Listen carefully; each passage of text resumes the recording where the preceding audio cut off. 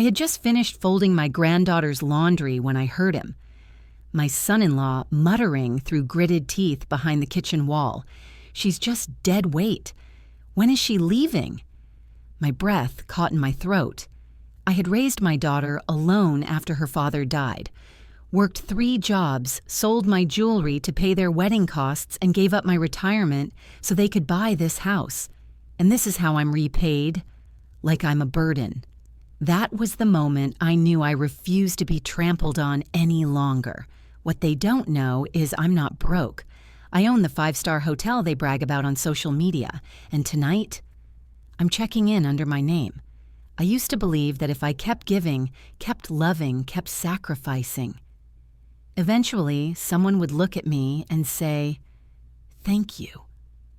Not in grand gestures or poetic speeches, but with a touch on the shoulder, a warm look in the eyes, a moment of acknowledgement that all I had done, all I had endured, meant something.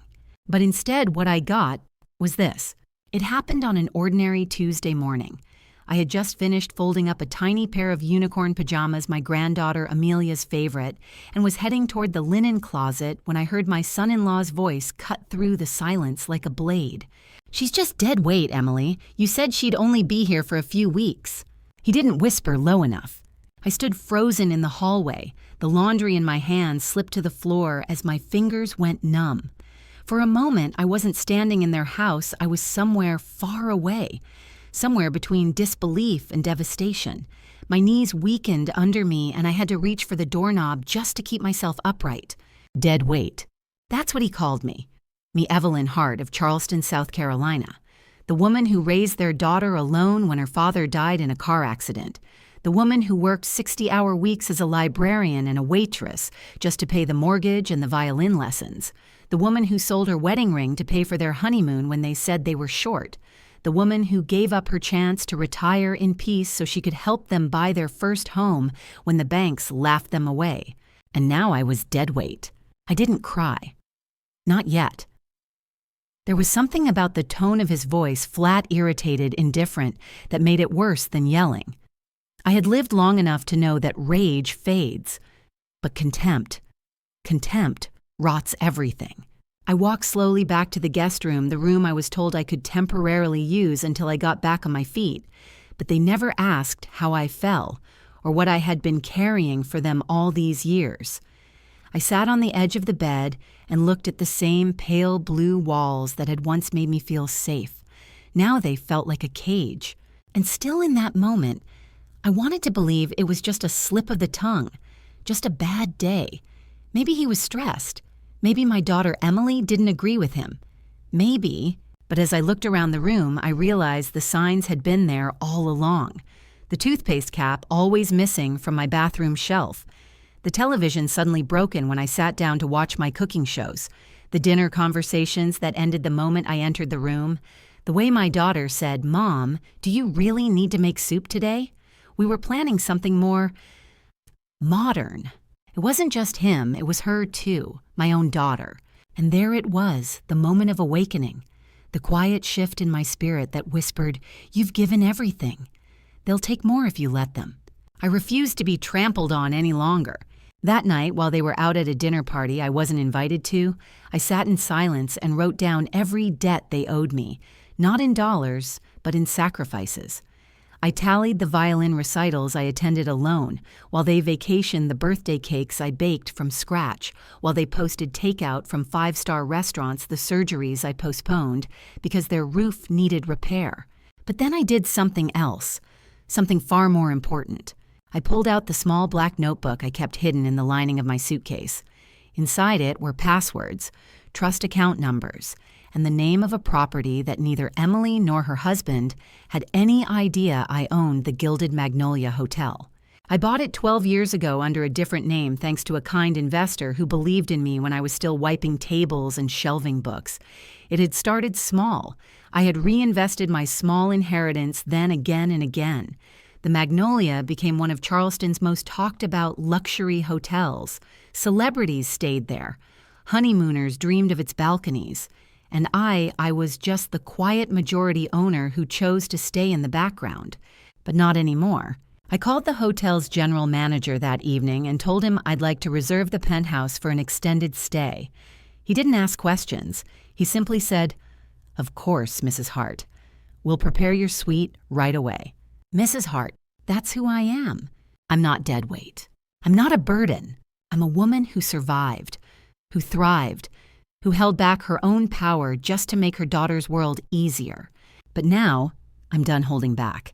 I closed the notebook, zipped it back into the lining of my old suitcase, and sat by the window with a cup of tea that had gone cold. The streetlights flickered against the glass.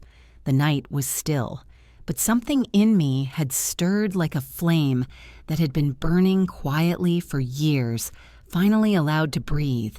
Tomorrow morning, I'd make one last breakfast for Amelia because she was innocent in all this. And then I'd leave, not with bitterness, not with anger, but with the grace of a woman who knows exactly who she is and finally chooses herself. They say it's the little things that kill you, the tiny slights, the quiet exclusions, the passive comments wrapped in polite tones, not the grand betrayals. No, those are loud. You see them coming. You brace for them. But the little things, they slip into your bones uninvited. It started slowly after I moved in, or rather after they let me move in. That's how they phrased it when I arrived. "Of course you can stay, Mom, just until things stabilize."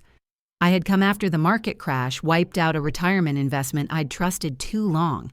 I didn't ask for money, just shelter, a warm corner in the home I helped them build. But within a week, I knew I wasn't a guest. I was a project. At first, I convinced myself it was just adjustment. New rhythms shared space, overlapping routines. But no, it was more than that. Emily had once clung to my skirt and cried when I left for work. Now she sighed when I entered a room. "Oh, you're still up," she said one night, surprised to see me reading on the porch swing. Her voice wasn't angry, just disappointed. They changed the locks on the kitchen cabinets for the baby's safety, but somehow I never got a key. The hallway light was removed too bright at night. My favorite chair in the living room gone, replaced by some minimal thing with no back support. When I asked Emily, just said, "We're upgrading Mom. You'll adjust." They upgraded everything except their compassion. It wasn't just the furniture. It was the way they looked through me, talked over me, planned events I wasn't included in, family dinners out where I was told, "It's just a couple's thing." I sat at home with Amelia while they clinked glasses downtown. I started taking walks just to escape the silence.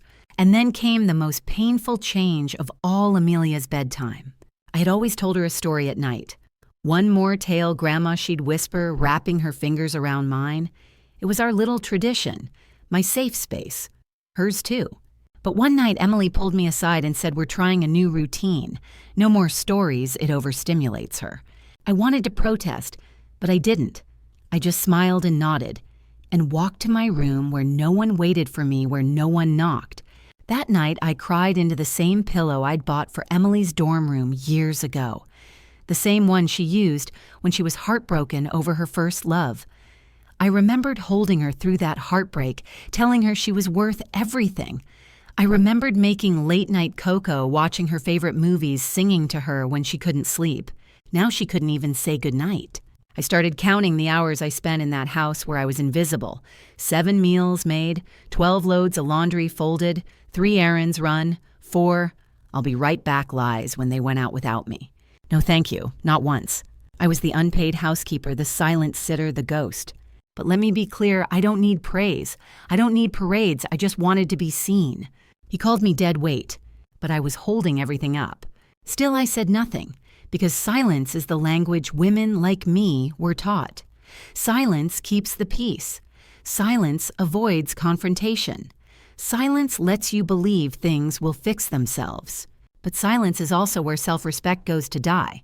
One morning, I stood in the kitchen preparing breakfast, my famous sweet corn grits, the one dish even my son-in-law once praised, and I realized no one had asked me to cook it. No one wanted it. No one even noticed I was there. They ordered in breakfast that day, left my plate untouched. That's when I started packing.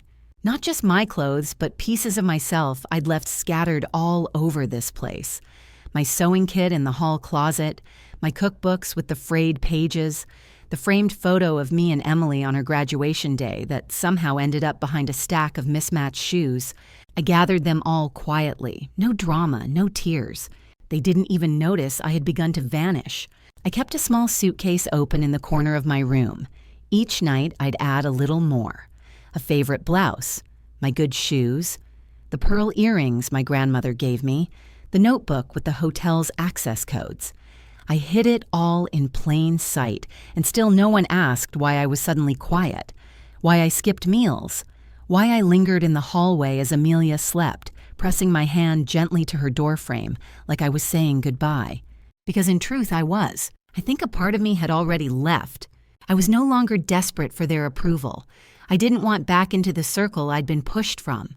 What I wanted was to reclaim something I had buried long ago, my voice. And that voice told me it was time. Time to leave the house I helped buy. The house I filled with meals, laughter, and effort they'd never acknowledge. Let them keep their upgraded furniture.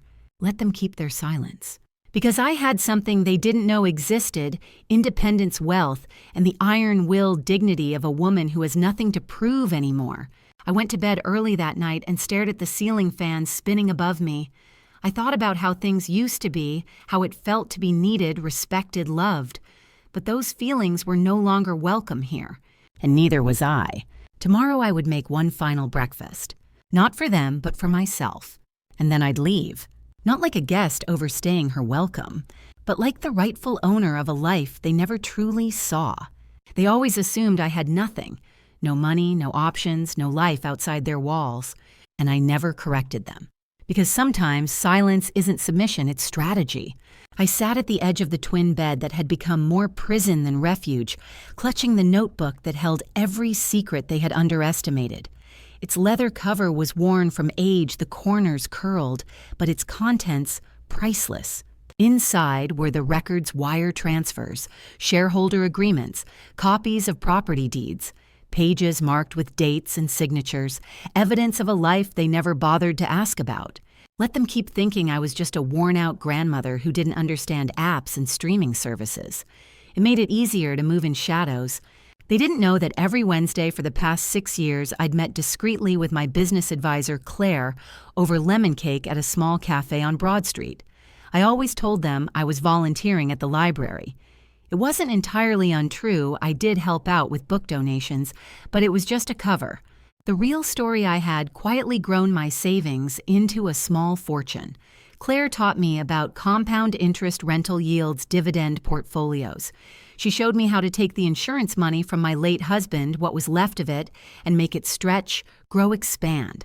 I bought stocks no one talked about on the news, invested in startups, and when the opportunity came to invest in the Gilded Magnolia Hotel, I didn't hesitate. Everyone in Charleston knew the hotel.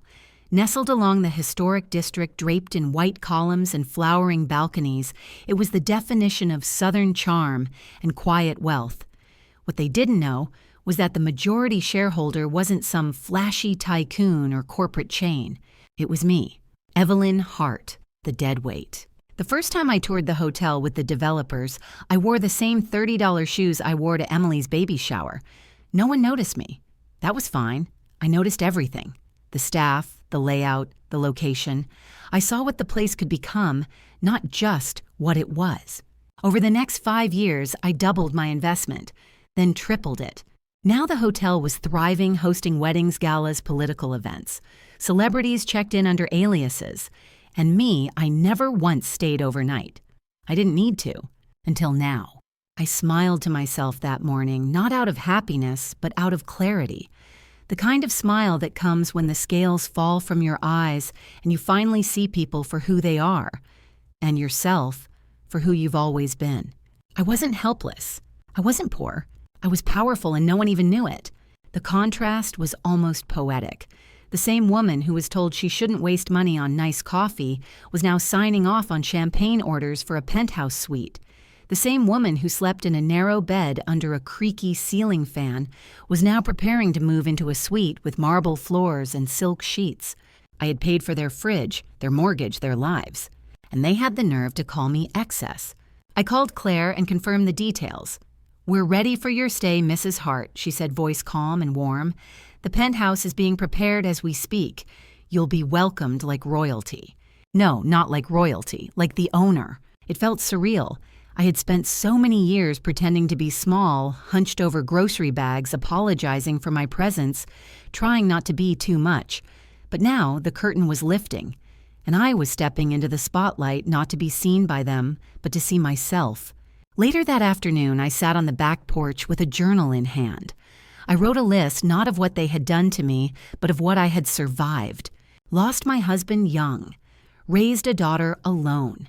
Gave up a second chance at love because Emily couldn't handle a new father figure. Worked 2 jobs for 20 years. Survived breast cancer quietly. Never missed a birthday, a school concert, or a parent-teacher meeting. Never asked for anything in return. And still I was dead weight. I paused mid-sentence and looked at the sun dipping behind the neighbor's rooftop. Golden soft, peaceful. I thought of my younger self standing outside the bank, 25 years ago, holding a check for $5,000 and wondering how far I could stretch it. I wish she could see me now. She'd be proud. Not for the money, but for surviving long enough to own the walls they once shut her out of.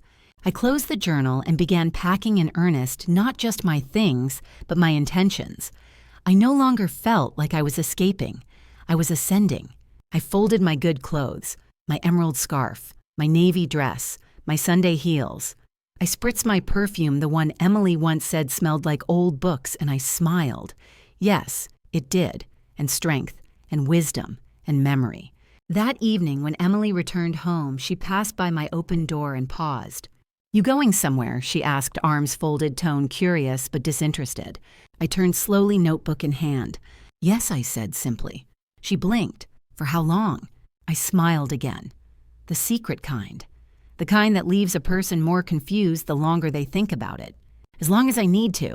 She didn't ask where. She didn't press. That would require interest, and interest takes effort. And Emily stopped putting effort into me a long time ago. That's fine, because I was just beginning to put effort into myself. I woke up before the sun. Not out of habit, not out of obligation, but out of something deeper, a stillness in my chest, a knowing. It was time. For the first time in years, I didn't move with hesitation. I didn't tiptoe. I didn't wait to be asked or allowed or noticed. I simply got up, stretched, and dressed like someone who had a place to be and knew she belonged there. I wore my navy wrap dress, the one I'd nearly donated 3 times but always kept tucked in the back of my closet like some soft secret. I brushed my hair back, pinned it with the silver clip I wore on Emily's wedding day, and dabbed on a touch of lipstick. It felt ceremonial, like I was closing a door not just behind me but within me. Downstairs, the house was silent. Dust particles danced in the morning light as it spilled across the floor. I knew they wouldn't be up for another hour at least. But Amelia, she always rose early. I moved through the kitchen with quiet purpose. I pulled out the ingredients I had set aside the night before: farm eggs, thick cream, fresh butter, and stone-ground grits. My famous sweet corn grits made the old-fashioned way, stirred low and slow with patience and heart.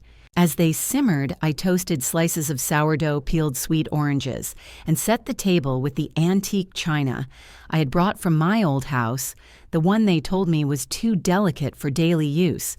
Today I used it anyway, because today was mine. At 6:45, I heard the familiar shuffle of tiny footsteps on the stairs. Grandma Amelia's voice, small and sleepy, filled the kitchen like a sunrise. I turned and opened my arms. She rushed in, burying her head in my waist. "Why are you dressed up?" she asked, looking up at me with sleepy wonder. I smoothed her hair gently. "Because I'm going on a little trip." Her face fell. "Where?" "To a beautiful place," I said, kneeling to her level. "But I'll always love you. Always. More than anything." She wrapped her arms around my neck. I held her for a long moment, imprinting her scent, her warmth, her innocence into my soul. "Will you come back?" she asked. I hesitated, and then softly I answered, "We'll see, sweetheart.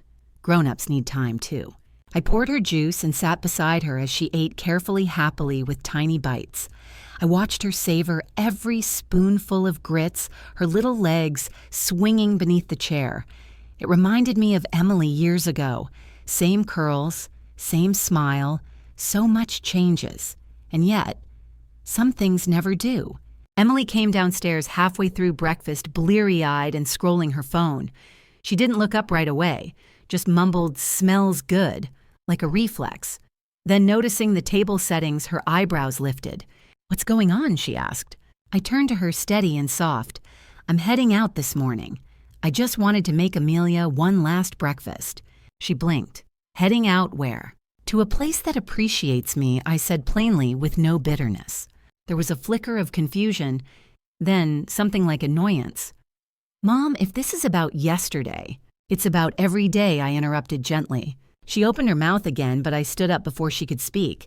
No need to explain, truly. I walked back to the guest room and zipped up my suitcase. Everything I needed fit into one medium-sized bag because when you've spent your life giving, you learn to live light. You learn what matters. Before leaving, I placed one envelope on the kitchen table. No dramatic letter, just a quiet message. "You won't hear from me for a while. Don't worry, I'm safe. Take care of Amelia. And when she's old enough to ask, tell her I left because I remembered my worth, not because I stopped loving her." I called for my car from the hotel's private fleet, and stepped out into the cool morning air. The driver nodded with respect. He opened the door without question. As I slid into the leather seat and looked back at the home I had once helped build brick by brick, I felt no rage, just release. Emily came to the door as the car started to roll away. She didn't yell, didn't chase, just watched. I think she knew. Somewhere deep down, she knew she had lost something that would not return. Not today, not ever the same. The drive to the Gilded Magnolia felt like stepping back into the skin I had shed years ago. Charleston glowed golden in the morning sun. People walked their dogs, opened their shops, lived their lives. And I was one of them again. When we pulled up to the entrance of the hotel, 2 doormen greeted me by name. "Mrs. Hart, welcome home." Home. Yes, I stepped out, standing tall, no longer anyone's burden. The manager rushed out beaming. "Your suite is ready, and we've prepared your usual tea and lemon tart in the parlor." I smiled genuinely. Not the tight, polite kind I wore for years, but a full, warm smile that came from somewhere deep inside. "Thank you, Henry," I said. "Today feels like the beginning." And it did. Because for the first time in a long, long while, I was living for myself. It only took one post. Just one perfectly lit photo shared on the hotel's official Instagram page that evening. I was seated at the Magnolia's grand piano in the East Atrium, wearing my emerald scarf and sipping jasmine tea from a porcelain cup. The caption read, "Our esteemed owner, Mrs. Evelyn Hart, welcomes spring guests with grace and southern charm." I hadn't posed for it. The hotel photographer Mason caught the moment candidly. I didn't think twice when he nodded politely from across the room. But that image within hours was everywhere. That night I watched the dominoes fall. The likes, the comments, the reposts. Local society pages picked it up. Mystery matriarch revealed as Magnolia owner. Journalists speculated. Guests asked for Mrs. Hart's signature suite. Former acquaintances from church messaged me shocked. My old hairdresser commented, "Always knew you were something special, Evelyn." But none of that mattered. What mattered was who else saw it. Emily and her husband. I imagine the moment clearly, her lounging in bed, scrolling casually through her feed before bed, and then freezing. I know my daughter.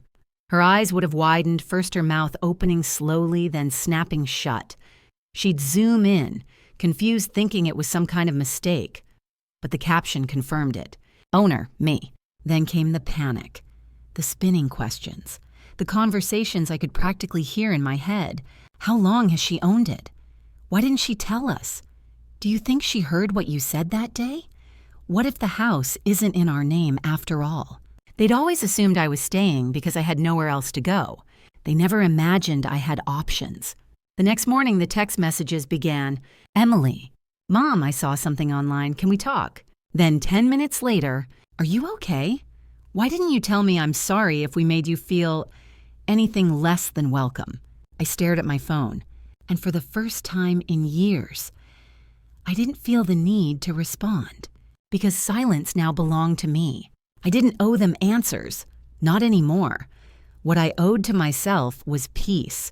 Later that morning, the hotel receptionist brought me a bouquet of peonies. No card, but I knew who they were from. Emily always brought me peonies on Mother's Day. She used to say they reminded her of softness and strength.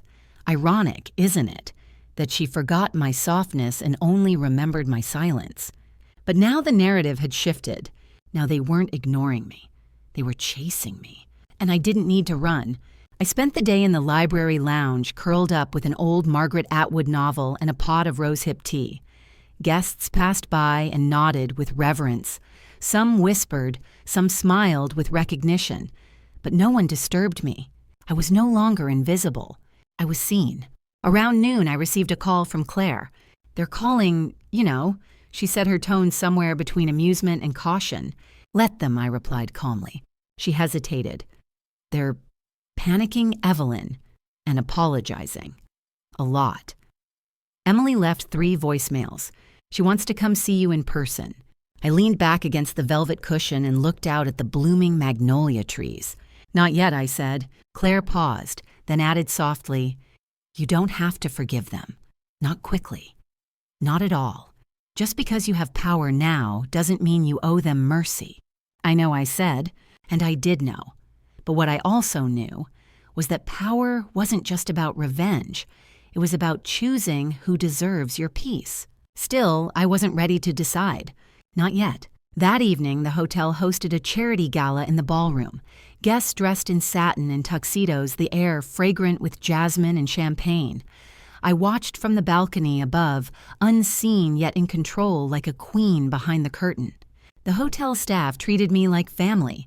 The guests treated me like royalty. And for once, I felt neither used nor dismissed. I was simply Evelyn Hart, woman, matriarch, owner, and maybe, just maybe, finally free. 3 weeks passed before I allowed them to see me. I needed that time not to plot, not to hurt, but to breathe, to sit in my own silence and let it heal the places their indifference had bruised. Every day at the hotel, I walked among fresh flowers, soft piano music, and warm smiles. Staff addressed me with kindness, not obligation. Guests greeted me with respect, not pity. I was no longer trying to prove I belonged. I owned where I stood. But Emily kept calling. Sometimes once a day, sometimes more. There were voicemails. Some were tearful, others defensive. She tried every angle: daughterly concern, guilt, nostalgia. I didn't answer, because words are cheap. But then she sent a letter. It arrived by hand, pressed between cream-colored stationery, just 5 lines handwritten. Mom, I was wrong. I didn't see you. I didn't want to see you. Please let us come. We need to talk, even if it hurts. I miss you. Something about the letter, its brevity, its bare truth, touched something I'd long buried. So I told the manager, Henry, invite them. Friday night. Private dining room. No distractions. And then I waited. Friday arrived. I dressed carefully. My hair pinned pearls at my neck, a dark green silk dress that whispered strength without shouting it. I looked at myself in the mirror, and for the first time in years, I liked who looked back. The private dining room was set for 4, but I only expected 3. Amelia, I hoped, was home asleep. She didn't need to see what was about to unfold. They arrived 10 minutes late, of course. Emily wore a soft blue dress and clutched her purse like it anchored her to the ground. Her husband, Robert, tried to look casual, but he was sweating at the temples. I didn't rise. I didn't greet them with hugs. I simply nodded to their chairs. They sat unsure whether to speak, so I began. Do you remember the day you moved into that house, I asked? Emily nodded slowly. Yes, you helped unpack the kitchen. I smiled faintly. I paid the down payment. Robert cleared his throat, shifting in his seat. I continued calm but sharp. Do you remember Amelia's first birthday, the backyard picnic? Emily looked down. You made all the food, and bought the decorations, and paid the caterer who canceled last minute. I reached into my bag and pulled out a manila folder. I slid it across the table. Inside, copies of bank transfers, receipts, tax documents, evidence, proof, line after line of the ways I had carried them. They flipped through the pages, their faces tightening with each turn. You never said anything, Emily whispered. You never asked. Robert looked up, his voice barely audible. Why didn't you tell us about the hotel? I let the silence stretch before answering. Because you didn't see me. You saw a role, a convenience, a placeholder. And when I stopped being useful to you, I became disposable. Emily's eyes filled. I didn't know. I know you didn't. That's the problem. She reached across the table, but I didn't take her hand. I folded your daughter's laundry while you called me dead weight, I said softly. I made breakfast while you whispered about when I'd leave. I raised you alone, Emily. I buried your father and never remarried because you said you needed me. I sold my rings for your wedding, and still, I wasn't enough. Tears spilled down her cheeks now. I was ungrateful. I didn't know how to be better. Robert spoke shaky. We were stressed. It wasn't personal. It was always personal, I replied, because I never stopped making it personal. Every sacrifice I made it for love. They were silent then. I poured myself a glass of wine. I invited you here not to punish you, but to clarify things. I pointed to the envelope beside their plates. Inside is a document releasing the remaining balance of your mortgage. It's paid off, as it always has been, by me. Emily gasped. You? I made sure Amelia would have a home, even if I never returned. She opened her mouth to speak, but I raised a hand. But know this, I said. There will be no more blank checks, no more quiet sacrifices. I'm choosing myself now. I will love you always, but I will not carry you anymore. I stood. They stood too, uncertain, ashamed. Emily stepped forward, eyes brimming. Can we fix this, Mom, please? I looked at her, really looked. And I saw not the child I raised, but the woman I let walk over me for too long. You can grow, I said. You can change. But I won't shrink again to make space for it. I kissed her forehead gently. I forgive you, but I'm not coming back. And with that, I walked out of the room. The last thing I heard was Robert whispering, she didn't raise us. She carried us. And that finally was the truth. I left the dinner with no desire to look back. Not out of anger, not out of pride, but out of peace. A rare, hard-earned kind of peace that doesn't come from being right, but from being free. The air outside the hotel was warm that night, heavy with magnolia blossoms. The breeze wrapped around me like a soft whisper reminding me that the world keeps turning even after your heart has been bruised, especially after. That weekend, I packed a second bag. I told Henry I'd be stepping away for a while, not leaving the hotel, just resting from being so visible. He understood, as he always did. A car was arranged, and I left early Sunday morning. No announcement, no dramatic send-off, just a quiet goodbye to Charleston's cobbled streets and ivy-wrapped fences. I drove along the coast until I reached the small oceanfront town where my second property sat, an elegant villa I had bought years ago in secret. A whitewashed haven with wide windows, terracotta tiles, and a view that stretched endlessly into blue. When I walked in, the air smelled of sea salt and cedar. I slipped off my shoes and opened every window. For the first time in decades, I let the silence fill me, not with loneliness, but with relief. I was no longer the unpaid caregiver, no longer the walking wallet, no longer the background character in someone else's story. I was Evelyn Hart, and I was finally living my life. Over the next few weeks, I read books on the porch. I sipped iced tea barefoot in the mornings. I painted. I slept late. I planted lavender in the garden and watched butterflies land on my windowsill.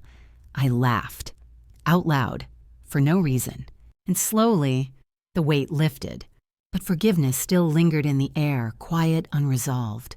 Emily called once more. I let it ring. Then again with a message. I'm not asking you to come back. I'm asking you to let me grow. You were right.